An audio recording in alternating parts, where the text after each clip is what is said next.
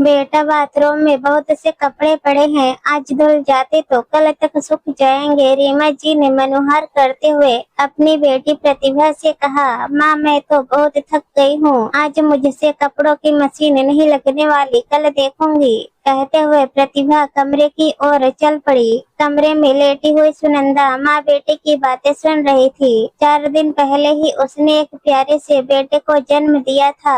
अब बहू जापे में थी तो घर के काम और बच्चा जच्चा की देखभाल सब कुछ रीमा जी से अकेले करना बहुत मुश्किल था, इसलिए उन्होंने अपनी शादीशुदा बेटी प्रतिभा को बुला लिया था। सुनंदा और बच्चे की मालिश और नहलाना धुलाना तो एक आया करके चली जाती थी, लेकिन जच्चा के खाने पीने और घर का बाकी काम करने में भी प्रतिभा तंग हो जाती थी, क्योंकि हमेशा से ही मायके में आकर आराम करने की आदत जो थी, इसलिए इस बार मायके में उसका मन नहीं लग रहा था। रीमा जी भी कुछ बीमार सी रहती थी तो वो भी बहुत मुश्किल से ही कुछ हाथ बटा पाती थी। सुनंदा की माँ शिमला जी और छोटी बहन निर्मला भी सुनंदा और उसके बच्चे को देखने आई थी। सुनंदा की छोटी बहन निर्मला बहुत ही चंचल और हंसमुख थी, आते ही भाग भाग कर सब कामों में हाथ बटाने लगी। शाम को जब उसकी माँ और बहन वापस जाने लगी तो रीमा जी बोली, निर्मला बेटा तुम तो बहुत फुर्तीली हो,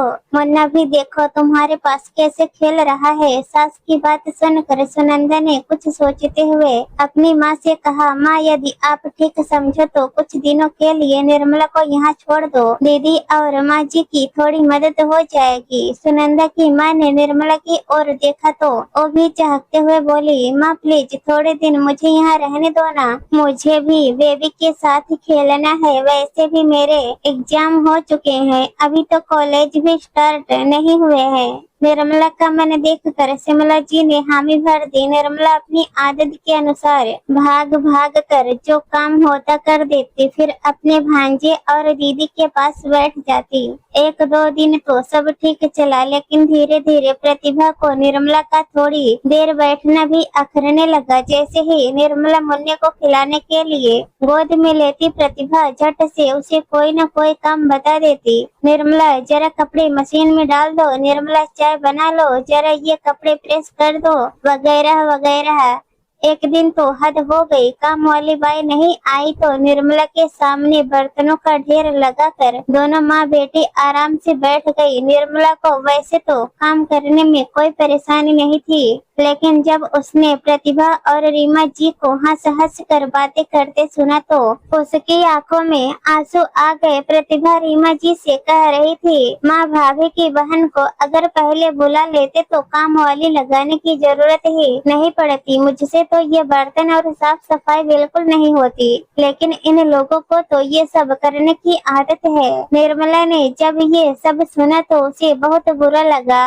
वो तो बहन के घर को अपना समझकर सारे काम कर रही थी, लेकिन बहन की ननद ने तो उसे नौकरानी समझ लिया था। सुनंदा भले ही आराम कर रही थी, लेकिन उसे भी अपनी छोटी बहन के साथ किया व्यवहार पसंद नहीं आ रहा था। लगभग 15 दिन बीत चुके थे निर्मला को आए। अब सुनंदा भी अपने काम को करने लगी थी तो उसने अपनी सास से कह दिया, माँ जी मम्मी का फोन आया था कि उनकी तबीयत ठीक नहीं है और निर्मला के कॉलेज में स्टार्ट हो गए हैं, इसलिए निर्मला को वापस भेज दे। ये सुनते ही प्रतिभा फटाक से बोल पड़ी, लेकिन भाभी अभी तो आपका जापा भी पूरा नहीं हुआ है और आपके नंदोई का भी रोज फोन आ जाता है कि वहाँ मेरे बिना बहुत दिक्कत होती है, मैं भी अब ज्यादा नहीं रह पाऊंगी। प्रतिभा की बात सुनकर सुनंदा बोली, कोई बात नहीं दीदी, आप चली जाइए, वैसे भी अब मैं ठीक हूँ और अपना काम कर सकती हूँ, बाकी कुछ दिनों के लिए एक खाना बनाने वाली रख लेंगे।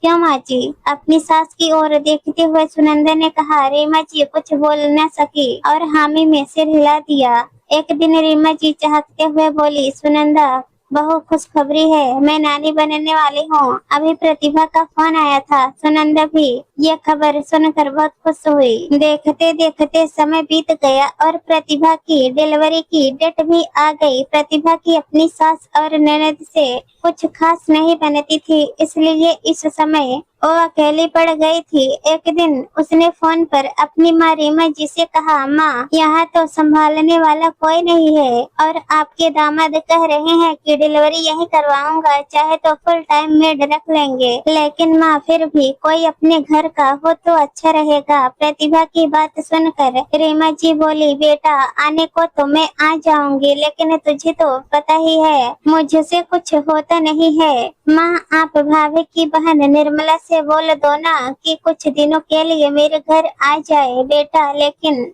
मैं सुनंदा से बोल कर देखती हूँ। जब रीमा जी ने सुनंदा से कहा तो सुनंदा को समझ नहीं आ रहा था कि वो क्या जवाब दे।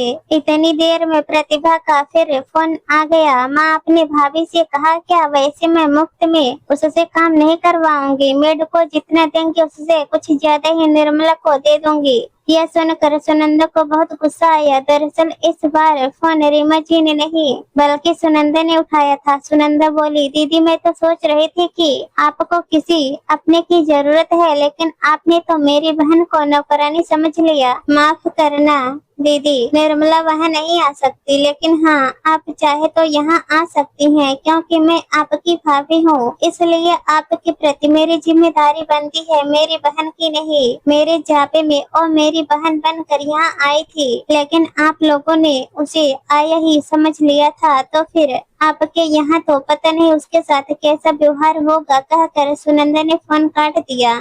रीमा जी और प्रतिभा दोनों से ही अब कुछ बोलते नहीं बन रहा था। दोनों ही अपनी बात पर शर्मिंदा थी। दोस्तों इस कहानी पर आप लोगों की क्या राय है कमेंट में जरूर बताना।